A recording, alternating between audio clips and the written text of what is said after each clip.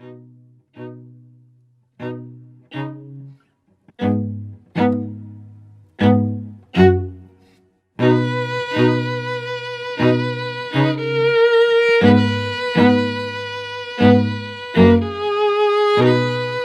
a great honor for me and for us having you today.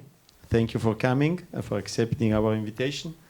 They all know about your impressive CV and the impressive scientific results.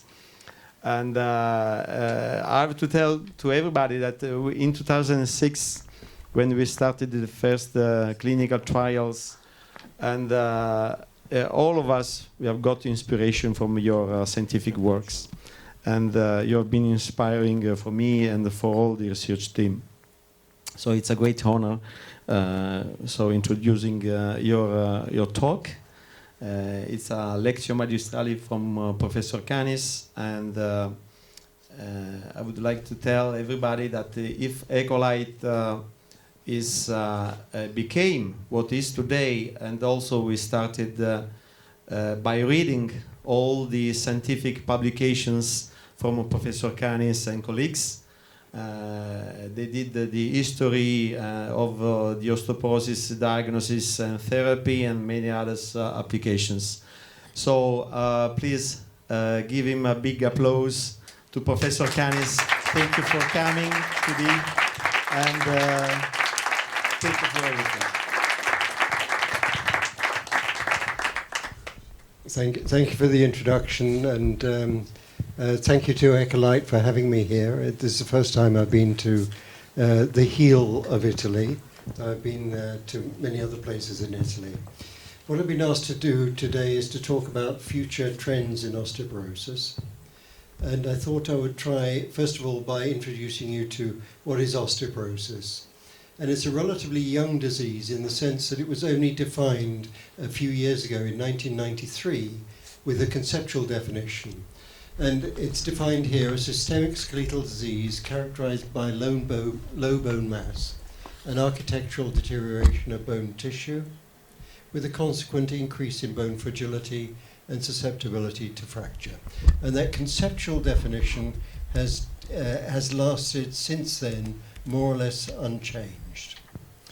It recognizes that bone mineral density, or the amount of bone, is a crucial component as well as the quality of bone. But it also recognizes that nobody suffers from low bone mass. What they suffer from is from fractures. So the clinical expression of osteoporosis is fractures. Common fractures are fractures of the spine, hip, forearm, also proximal humerus.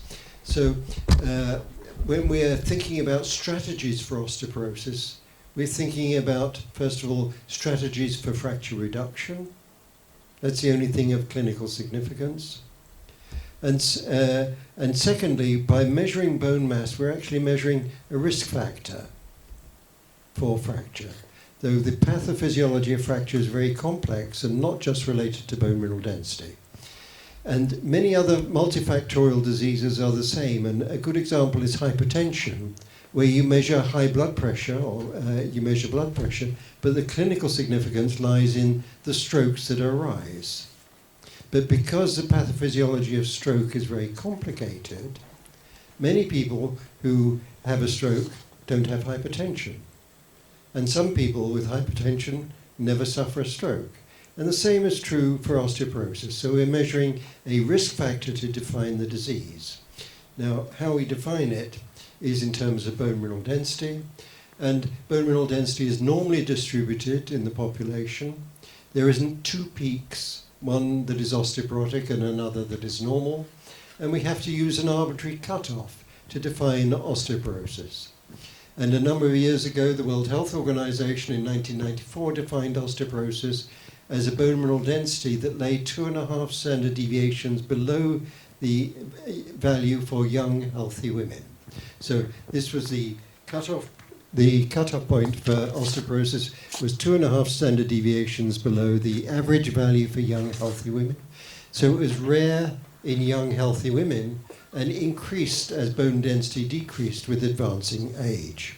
Okay.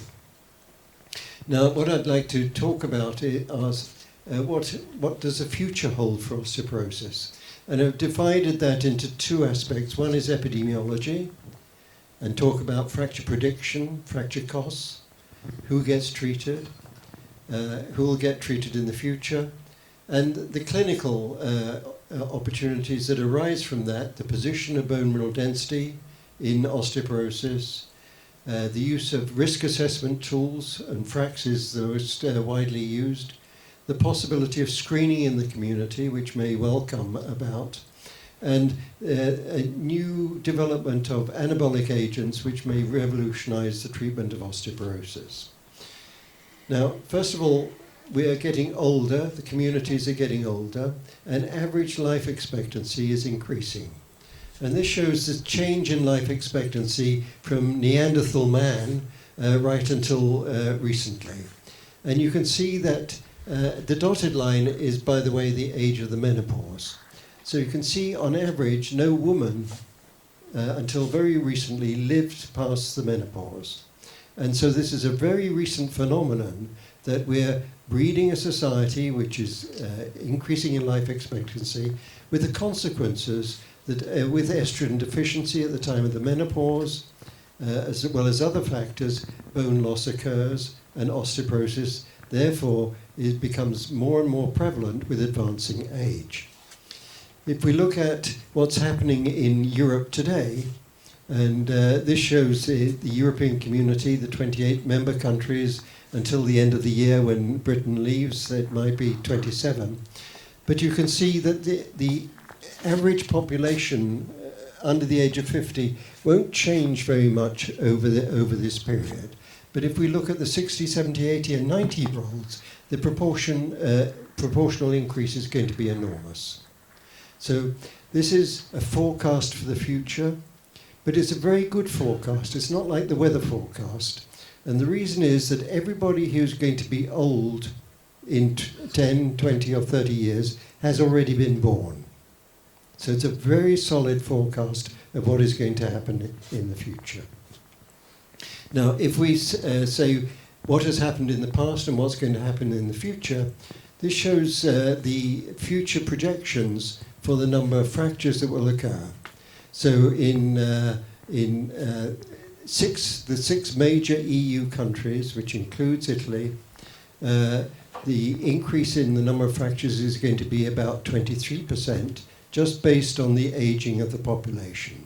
That's a conservative assumption because in many societies, the age-specific incidence of fracture has increased. So these are very solid and conservative estimates. We can also put a price on it. And again, for all fractures, major osteoporotic fractures, for hip fractures and spine fractures, the increase in the cost is going to be in the order of plus 20%.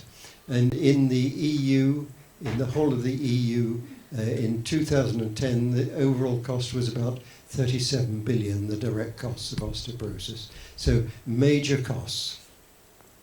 If we look how the costs are apportioned, it's quite interesting. If we look at the top graph, we can see that hip fractures account for about 20% of all fractures. These are the most serious fractures because they have high mortality, a long natural history, and those who survive the hip fractures are incapacitated on average. So that if one looks at this 20%, but say, how much do hip fractures account for costs? They account for 57% of all the direct costs of fractures. And what this means in strategic terms and healthcare planning terms is that if you can't look after hip fracture in osteoporosis, your strategy is not optimal. And so for the future, we have to say, how do we tackle osteoporosis? How do we decrease the fracture burden? But above all, how do we decrease the hip fracture burden because of the high cost and high mortality and high morbidity in the population? Okay, how are we doing today? And one of the measurements that you can make is to say how many individuals are at high risk of fracture and how many of those actually receive a treatment. And this was a survey undertaken a few years ago, looking at figures for 2010, so not so long ago, and looking at the treatment gap. And the treatment gap reflects a difference between those at high risk and those that receive a treatment. And we know who receives a treatment from the pharmaceutical sales in each of the countries. And for example, if I just point out Italy here, you can see the treatment gap is in the order of 50%. In other words, only 50% of those at high risk actually receive a treatment in Italy. And you can see that there are some countries, for example, Sweden, and Sweden has one of the highest hip fracture rates in the world, and yet 80% or so of individuals at very high risk never receive a treatment. So this treatment gap is a failure, if you like, of osteoporosis today, but of course the flip side of that is a challenge and an opportunity for the future. Now, if we say, how has the treatment gap changed? And this is a survey that is just on the point of publication, and it looks at the treatment gap in the 5 major European countries, as well as in Sweden. And you can see, for example, here, the treatment gap in Italy has increased. In other words, less people are receiving treatment, less individuals at very high risk are receiving treatment in 2017 compared to 2010. So again, a failure of the system, and it's a failure of the system in all the EU countries. And we can ask the question, why might that be so? And that's difficult to answer, but one of the reasons is that many of the treatments have received a rather bad press, particularly the bisphosphonates. And the bisphosphonates do have some side effects, but the side effects are very rare in the context of osteoporosis, much more common in the context of cancer bone disease, where higher doses are given. But in terms of osteoporosis, rather rare, but have been the subject of a great deal of concern by the press, by scientists, by competitive pharmaceutical industries, and so that patients are more afraid of the side effects of treatment rather than afraid of the disease. And the same is true for the doctors. So again, this is a problem. So this epidemiological review really tells you the size of the problem. It's going to increase for sure, and that we're doing a not very good job of targeting individuals. So what are the clinical opportunities that arise? Well, first of all, I'd like to talk a little bit about bone mineral density, because there are some problems with bone mineral density, and it needs to be put in, you need to use bone mineral density in a proper perspective. And to some extent, Echolight is rising to that challenge, and I'll explain why in a moment. First of all, if we look at the sensitivity, the ability of bone mineral density to detect who will fracture in the future, we find it wanting. If we look at the orange bars here, and this shows bone density from high bone density down to low bone density, you can see that the risk of fracture increases as bone density decreases. A well-established relationship between low bone density and high fracture risk. If you look at the individuals who have fracture, however, then although the risk is high, there are very few of the population that have very low bone density. And in fact, most of the fractures occur in those individuals who have relatively normal bone mineral density. In other words, the ability of bone mineral density alone to detect who will fracture is less than optimal. In a statistical sense, this means the sensitivity of the test is low. And it's one of the reasons why bone mineral density has never been promoted in Europe for screening the population. Because if you screen them for osteoporosis, then most of the fractures will occur in those who you say don't have a disease. So that's one of the big problems with bone mineral density. The other problem is that it doesn't explain fracture risk completely. And if we look, for example, here at hip fracture rates worldwide, I put Malta, that's because I was lecturing in Malta the other day, but Italy is down here. It's not that very different. Italy is a relatively high-risk country for hip fracture compared to some other countries. So there's a tenfold difference in hip fracture risk. This is standardized to the world population. There's a tenfold difference in fracture risk. And what is that explained by? Well, we don't know. It may be genetics, it's partly lifestyle, it's partly socioeconomic prosperity, etc., etc. But the point is, it's not explained by bone mineral density. And this shows, for example, bone mineral density in a variety of European countries, the mean bone density, and in the orange, the standard deviation. And you can see that there are small differences in bone density between different countries, but you almost need a microscope to see the differences. And they certainly don't explain the heterogeneity and the difference in fracture risk. So that's a second problem with bone mineral density. The third problem relates to the fact that bone density, or a given bone density, means different things at different ages. If we look at what is the probability of fracture, what is the likelihood that somebody will fracture, and look at the relationship between bone density, the T-score for bone density, and fracture probability, then the lower the bone density, the greater the risk of fracture. However, the quantum of that effect differs according to age. And if we take individuals, for example, at a T-score of -2.5, the threshold of osteoporosis, then if you compare the risk, the probability at the age of 50 and the probability at the age of 80, there's a fivefold difference in fracture risk. So this is the third problem with the use of bone mineral density. However, there's an opportunity there, because what this shows is that if you know bone density and if you know age, then you can do a much better job at prognosticating fracture. In other words, if you look for independent risk factors in association with bone mineral density, then you can improve the sensitivity, the detection rate. And so we're left then with the limitations of BMD, a low sensitivity for fracture, doesn't explain the heterogeneity of fracture risk around the world.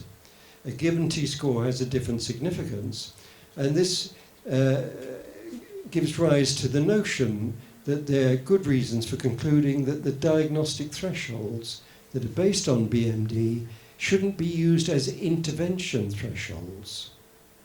In other words, we need to distinguish between a diagnostic threshold, who has osteoporosis and who doesn't, between who has treatment and who doesn't have treatment, which is based on factors in addition to bone mineral density. And this then led to the development of FRAX, which is a risk assessment tool that looks at risk factors that are in part independent of bone mineral density. And they're outlined here, so obviously age, as I illustrated before, is important, sex, and then a variety of dichotomous risk factors, weight and height for the calculation of body mass index, the presence of a prior fracture, a parental history or family history of fracture, smoking, exposure to glucocorticoids, some forms of secondary osteoporosis, particularly rheumatoid arthritis, and the consumption of alcohol are all factors which interact with bone mineral density and in many cases increase fracture risk over and above that explained by bone mineral density.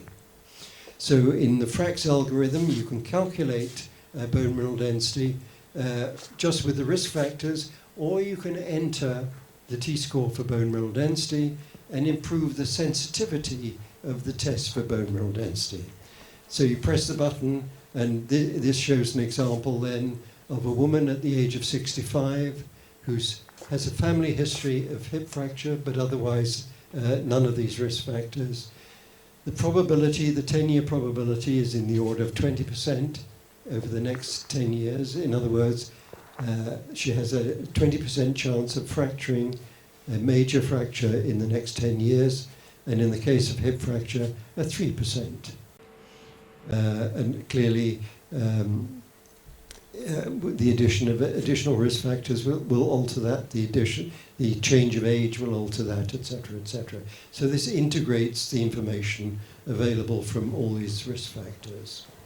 So FRAX is widely used. There are about 66 models available in different regions of the world. One needs different models because the fracture risk is so different in different regions, different countries. So there are 66 models available. They cover about 80% of the world population. There are approximately 3 million calculations undertaken per year, and in about 173 countries, and is now being incorporated into guidelines, and the current total is 130 guidelines around the world. There's still some gaps. Africa is largely untouched, and that's because we don't know the epidemiology of fracture in many of the African countries. That's something that is actually being undertaken at present.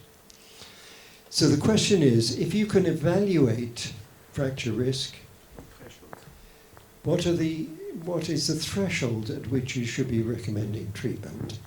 And there are many ways of addressing this, but I'm going to show you what is recommended in Europe for the European guidelines.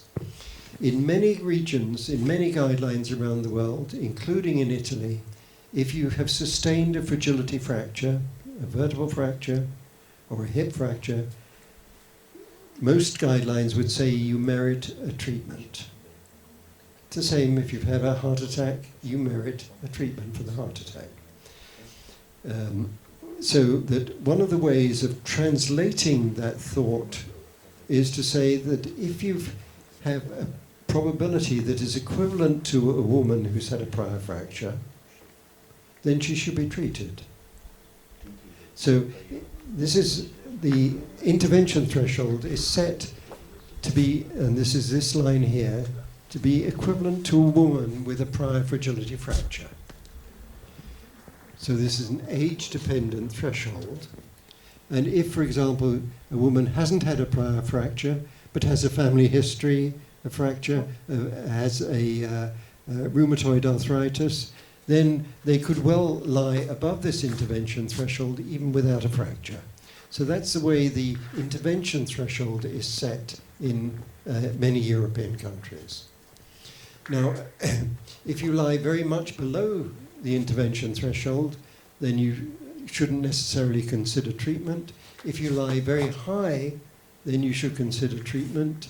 And in the UK, we reserve bone mineral density measurements for around this threshold, to be sure that somebody who was lying here with bone mineral density didn't actually go above the threshold, and vice versa. So these are age-dependent intervention thresholds that are widely used, particularly in Europe and particularly in Latin America. Now, and the ability to assess risk, and to assess risk more economically than by screening the whole population with bone mineral density, opens the grounds for considering screening. And in Europe, there are no countries that recommend screening. It's a case-finding approach. So you suspect osteoporosis, you investigate. You don't suspect osteoporosis, you don't investigate. Now, a number of years ago, we set up a large study in the UK of screening. Screening with FRAX. So we sent a letter of invitation to 50,000 women based in general practice, and eventually randomized 12,000 women either to a control group or to a screening group. And in the screening group, we undertook bone mineral density. And we don't need to go into detail, but in the screening group, we assessed their risk with the use of FRAX. Low risk, high risk. For the high risk, we undertook DEXA to increase our ability, the sensitivity of the overall test. And then the high risk, we recommended treatment through the general practitioner. We didn't treat them.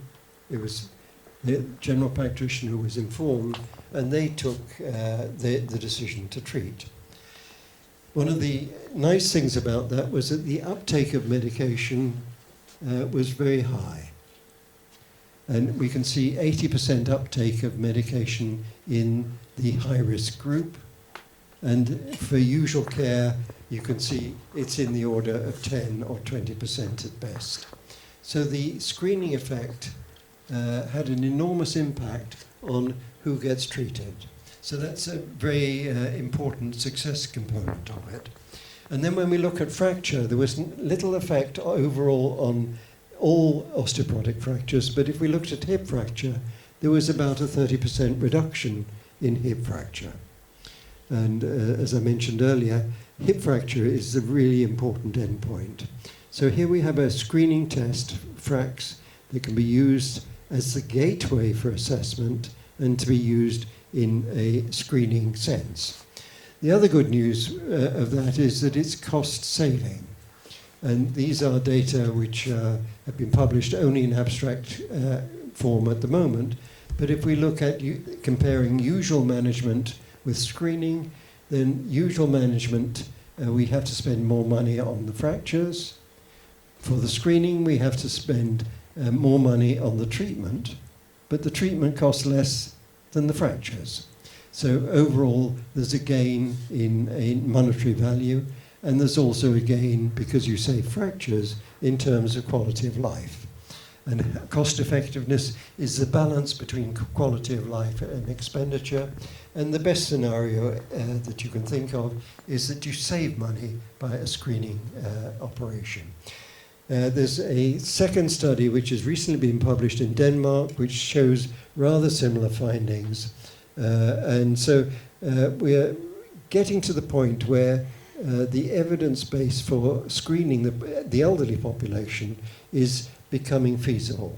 And so I think one of the challenges over the next few years will be to see whether the screening policies, screening strategies can be implemented in Europe. Now, the other big important strategic breakthrough, if you like, is in treatments available for osteoporosis. And very recently, anabolic agents have become available. Very recently have been approved for use in Europe, but not yet marketed in Europe. And their effects are shown here. What I'm showing is a relative risk reduction. That's what RRR means. So you give an intervention, has a dramatic effect on bone mineral density because they're anabolic, and they decrease fracture risk by about 80% or so. And of course, if you give that for a short period of time and stop treatment here, then you expect that treatment to wear off with time. And the evidence would suggest that's so. And the real potential is to, once you've gained this degree of risk reduction, is to maintain that risk reduction with an inhibitor of bone resorption, with one of the bisphosphonates with which you're very, very familiar. So this has the possibility then of altering the way in which we treat osteoporosis by giving an anabolic treatment as the first-line therapy and then maintaining that with the other agents that are currently available today. And that's a challenge, again, for the future. But it also then depends on saying, how would you target this treatment? Because the anabolic agents are going to be expensive, whereas the bisphosphonates are relatively cheap. And so we need a way of defining very high risk. And this shows the intervention that I showed before, the intervention threshold, equivalent to a woman with a prior fracture, no treatment, do BMD, high risk. Very recently, the concept of very high risk has been introduced, really to allow us to target anabolic treatments. And it looks almost the same, but this is the intervention threshold that I described before. And this is the threshold that we would say an individual is at extremely high risk and would merit an anabolic treatment. and that's just recently been published a few months ago. Okay, now there are many examples of very high risk, but one of them that is becoming more and more recognized is a prior fragility fracture. We all know that if you've had a prior fragility fracture, then your chances of having another one are increased by about twofold on average. But what is clear also is that the recency of prior fracture is also important.